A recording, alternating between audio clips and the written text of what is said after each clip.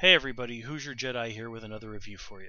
This time it's another one of my viewer request reviews, and this time at the request of viewer DXrthBane, I'm going to be taking a look at the first two episodes of the show Monk. Now, if you remember when I did my contest, I said I would look at if you wanted me to review a 1 hour show, that I would only do the first episode. I have to make a small exception to that in this case because the first storyline in Monk is actually spread out over the first two episodes. I'm sure this was just an honest mistake on the part of DXrthBane, but for future reference in future viewer request reviews, if this story is spread out over two episodes, then I'm just going to have to unfortunately disqualify entries like that. But anyway, enough of the bookkeeping. So let's get right into it. I'm not really going to talk very much about the mystery involved in this episode, simply because I don't want to spoil that for anybody. And honestly, in Monk, the mysteries are usually reasonably superfluous. Here, the thing these episodes have to do is, of course, establish who our characters are, make us care about them, and that's something that these episodes do really, really well. Now, I'm a big fan of Monk. I've watched not every single episode of the show, but the vast majority of the show, and it was something I've always looked forward to, catching a new episode of Monk. So, because I've seen a lot of this show, I've watched it for years, I'm going to talk a decent bit about the characters as they are over time, but again, I'm going to try and keep most of my focus on how the characters as we see them in these first two episodes. So anyway, of course, our main character is none other than Adrian Monk. And Monk's deal is, of course, that he is a brilliant detective. He's literally compared to Sherlock Holmes by one of the characters in this episode. He's one of those guys who can just go into a crime scene, look around, and just notice things that even seasoned police officers just completely miss. He picks up on them instantly, and as established over the course of the series by other characters, he really was, and again, this is words that the characters in the episode actually use, a living legend. Monk, unfortunately, is a guy who suffers from obsessive-compulsive disorder, a myriad of phobias, and all of this. However, it's kind of like Monk says himself frequently.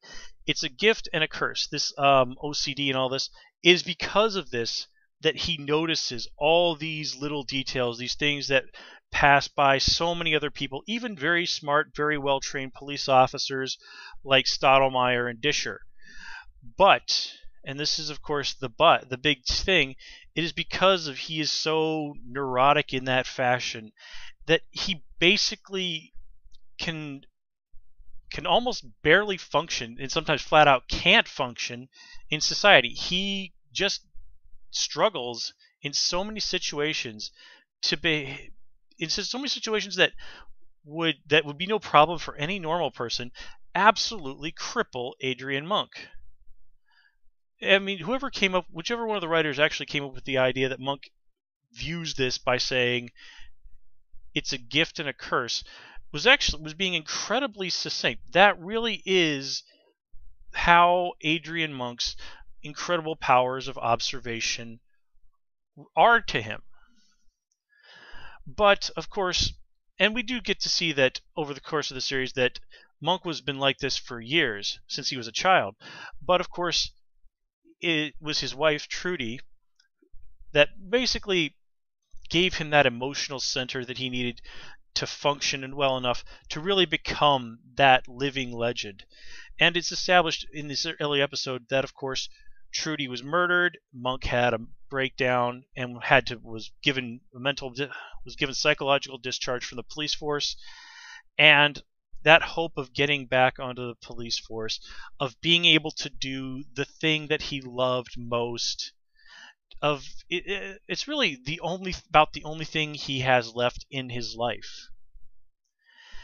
And this is one of the reasons why I think Monk is such a great character. As I've said, he has this incredible gift but it's also this terrible burden for him. So much he gets so much he's able to do so much with this talent, but because he has that OCD, that whatever you want to call it, those neurosis, it makes it so incredibly hard for him to enjoy anything in life. And that desire to be a police officer again, as I said, it really is the only thing that seems to keep him going. Monk, as we see in this episode, has virtually no friends.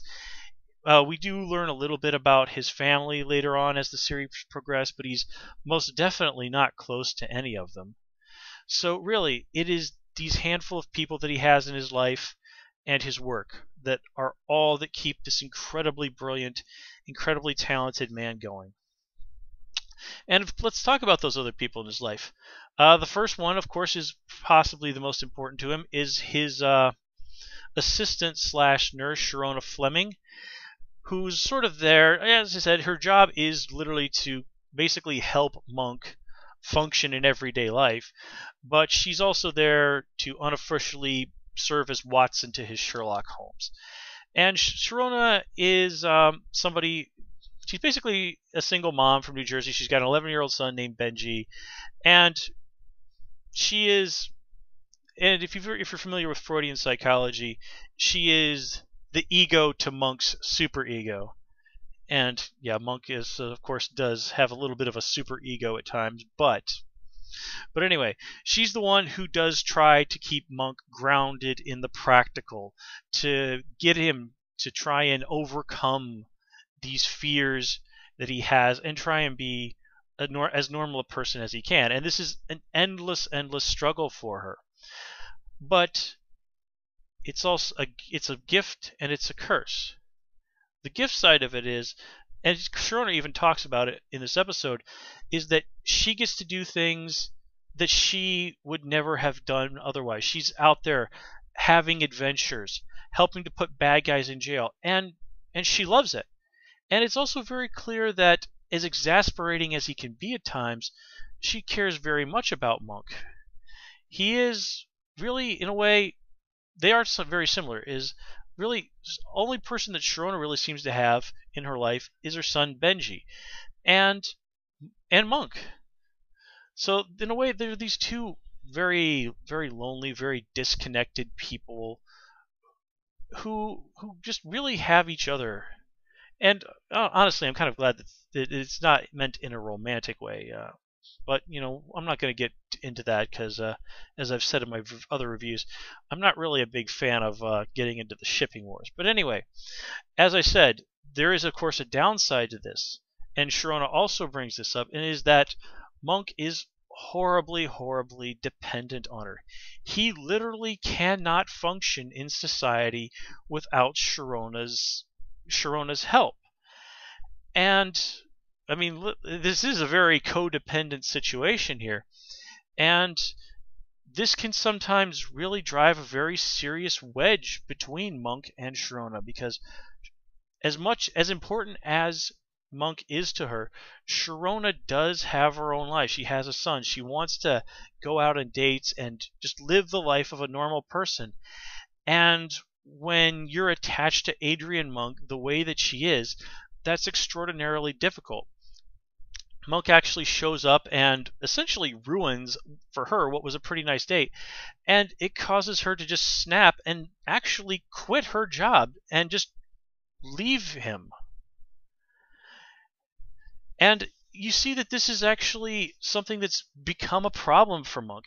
Let's take to give you an example of that, let's turn to the other main person in Monk's life, and that's his friend Captain Leland Stottlemeyer.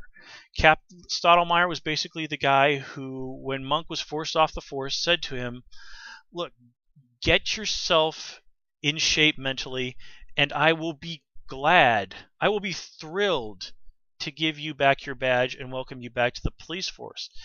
And Stottlemeyer has stood by Monk. In fact, it's established in the show that when Monk fell apart, it was Stottlemeyer who was the only person in the entire police department, despite all that Monk had done for the San Francisco police over the years, who stood by Monk. And honestly, I do have to say that is one of the things that I have always found very admirable about the character of Captain Stottlemeyer.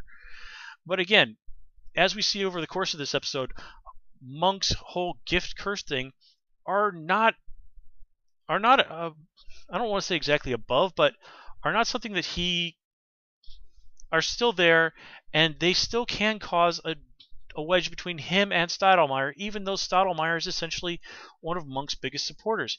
For example, in this episode, Monk uses his powers of observation to realize that Stottlemeyer is having some pretty serious problems with his wife.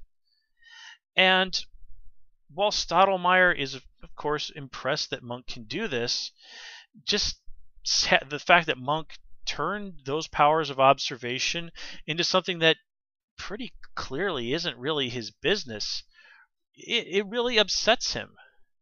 And there's also the fact that Stottlemeyer is constantly frustrated because as good a police officer as he is, and we do see over the course of the show that Captain Stottlemeyer is indeed a very, very good police officer, smart guy, a good cop, Monk is simply on a level that is beyond him.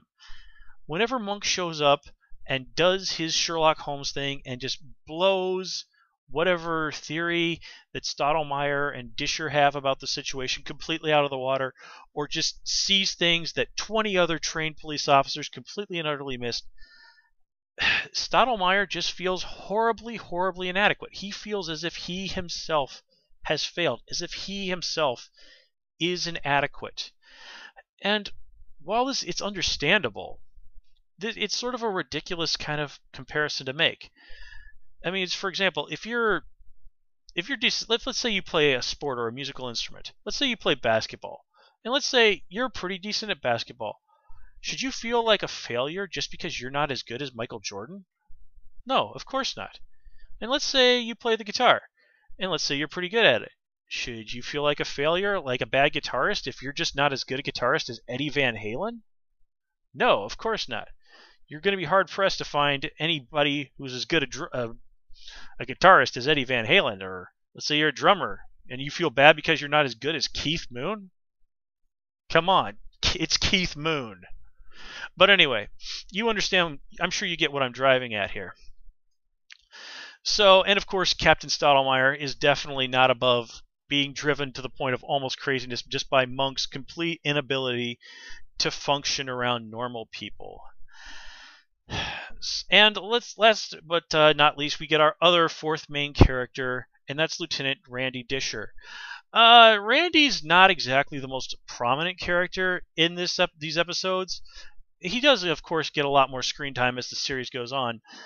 And here he's presented as, honestly, he's slightly hostile towards Monk the way I see it. One, I think he's just simply a little bit jealous that Monk has these incredible Sherlock Holmes powers. So he's in the same boat as Captain Stottlemeyer there. But I think the main thing that really is going on with Randy here is that he's feeling protective of Stottlemeyer. He understands that when Monk does these things, it makes the captain, who he has the most sincere and intense admiration for, it makes Stottlemeyer feel bad, like he's a bad cop. And even though Monk isn't doing this intentionally, this still really gets to Disher because Stottlemeyer is his boss, his mentor, and essentially his friend. But anyway, let's turn back to Monk's character here.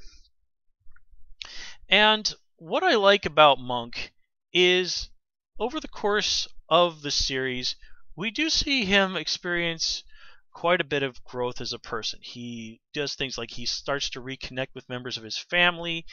He starts to really be more willing to go with his emotions to try and overcome his fears.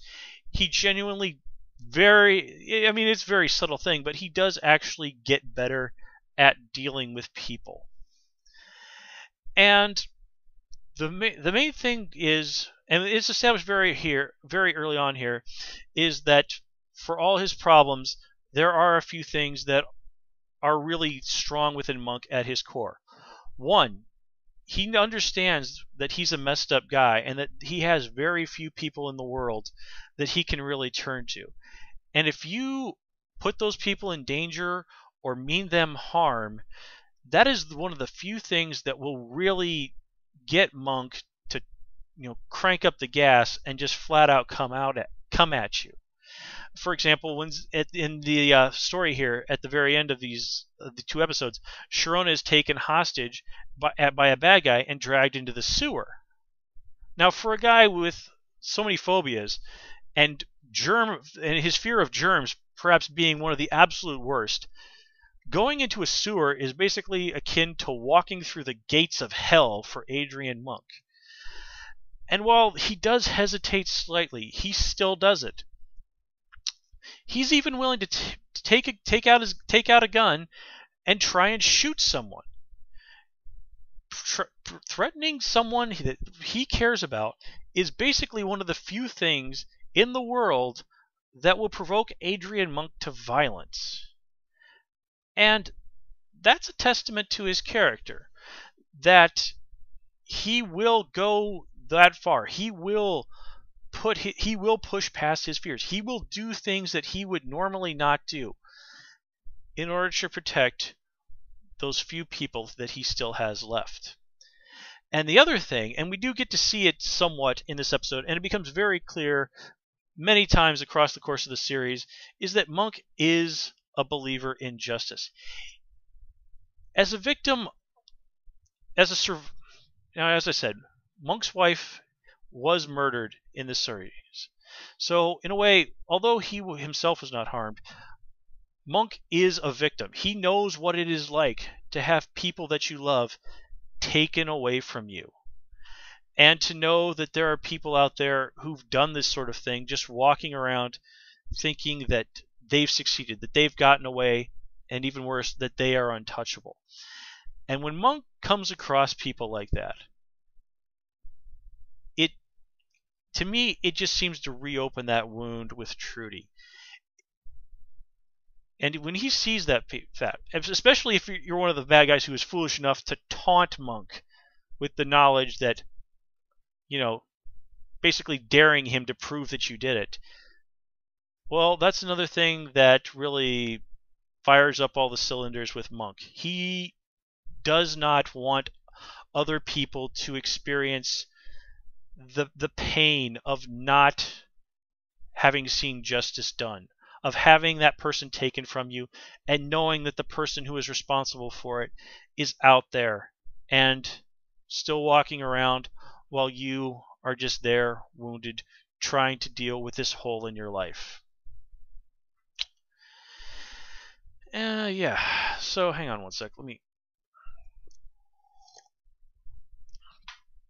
just yeah. All right. So let's talk a little bit about the actors that we have going on here. We've got Tony Shalhoub, of course, as Monk.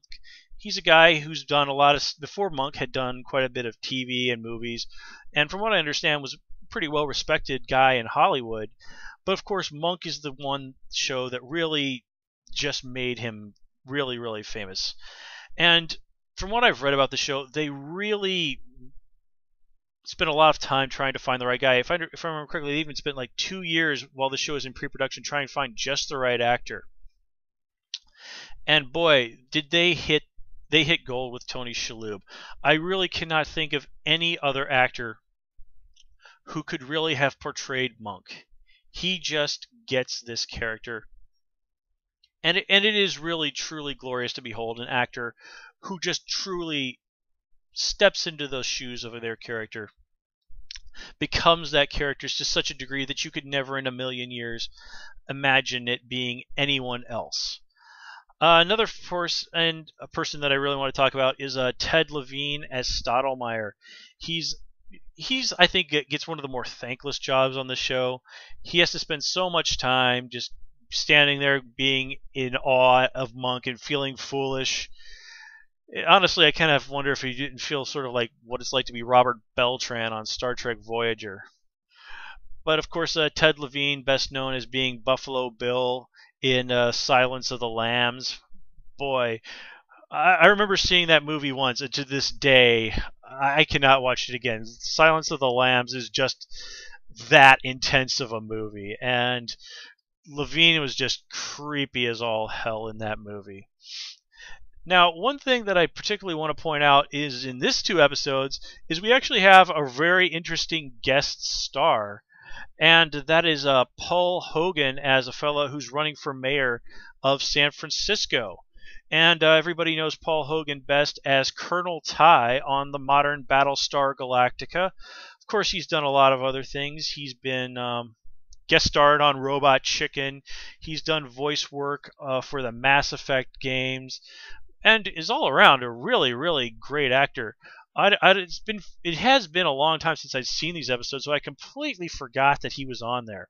But it was just like, wow, hey, it's Colonel Ty, and here he is playing a character who is pretty different from Ty. He's playing a character who's very energetic and upbeat, and just about as far a cry from the bitter, angry alcoholic that we grew to love with Colonel Ty. But Monk is a show that has a really nice history of bringing in very good guest stars. Let's see, if I remember correctly, pretty sure that Andy Richter's been on there. Emma Caulfield, I remember from one episode. Of course, she was Anya on Buffy the Vampire Slayer. She's appeared. But let me see here. What else? I'm just looking over my notes here. Yeah. Okay, so let's talk a little bit about the episodes itself. And as I said, the job of these early episodes there's 2 episodes, so it should be grammatically an R. Let me try that again. So the job of these first 2 episodes are to establish the world that these characters live in and to make us care about them. Well, the world of Monk is essentially the real world, just at times a slightly sillier, and criminals are prone to ridiculously elaborate plots that would probably not actually work in the real world, but CSI is not exactly a terribly realistic show either, but I've never had any problem forgiving CSI for that. So I can let Monk, which is not really as bad in the ridiculous level, I can let Monk slide on that one. So the show does indeed do a very good job of setting the stage and making us care about the characters. Just in these first 2 episodes, we do get a very good read on our 4 main characters, and I'm sorry, I simply do not count Dr. Kroger as a main character. But anyway, we get a pretty good read on our 4 main characters. We get to see the conflicts that are happening between them. We get an idea of what's going on with them. Maybe not quite as much with Randy, but he gets his own time later. But definitely with Sharona, Stottlemeyer, and Monk, we get an idea of what's going on with them, their strengths and their weaknesses, and we are made to care about them. And it is really hard not to look at a guy like Monk and not want to cheer for him, want to root for him. You really do want Monk to get better, to be happy, to be able to enjoy a normal life. And seeing him endlessly struggle with that and have his failures and have his victories is one of the things that make him such a rich and engaging character. I mean, really, I would call Monk one of the best characters to come on TV in probably like the last 10 years. And while not every episode of Monk is stellar, and it's certainly not really a traditional drama, it's really a comedy. At its core, I think Monk is a comedy, but with mystery and dramatic elements. But being focused on comedy doesn't mean that you can't do sadness or drama well. I mean, look at shows like Futurama and The Simpsons. They've done surprisingly good amounts of dramatic stuff and surprisingly sad things. I think like the best example I can give is, remember the episode of Futurama with Fry's dog Seymour? Now, I know they sort of retconned in a happier ending to it in a later episode, but the way that show originally ended, I'm sure we were all expecting it to be all things to end up being okay somehow. But ultimately it wasn't. Ultimately it was a tragic and very sad story. Futurama did that. So even though it is at its core a comedy, Monk does very well give us these very human, these very painful moments for our characters, which really helps to keep us in tune with them and to care about them, and of course, and to root for them and to want the best for them. So the real strength of this show is that balance of those three elements, at least in my opinion. So anyway, let's wrap this all up here. Overall, Monk is really just playing good television. It's dramatic enough that you can get some real drama, some real emotional grit, some real emotional turmoil out of it, but not so dark that you're going to find yourself feeling sad and just wanting to turn off the TV and walk away afterwards. And it's also got enough funny stuff that you're pretty much guaranteed some laughs every episode. And it's got a good enough mystery that you're going to want to be engaged and want to try and figure out what's going on here and see if you can figure out the clues before Monk does. And folks, I will freely admit to you, never in the course of the series have I quite managed to figure things out as fast as Monk does. In fact, I usually put it together at about the same time that he does. But, well, there's a reason why I'm not a cop, I guess. Anyway, folks, overall, Monk, as I said, Monk is just good TV. If you've never seen the show, do yourself a big favor and give it a try. It really is just an intensely enjoyable program to watch. Anyway, folks, that's all I have for this time. As always, please comment, rate, and subscribe. And until next time, take care and have a good one.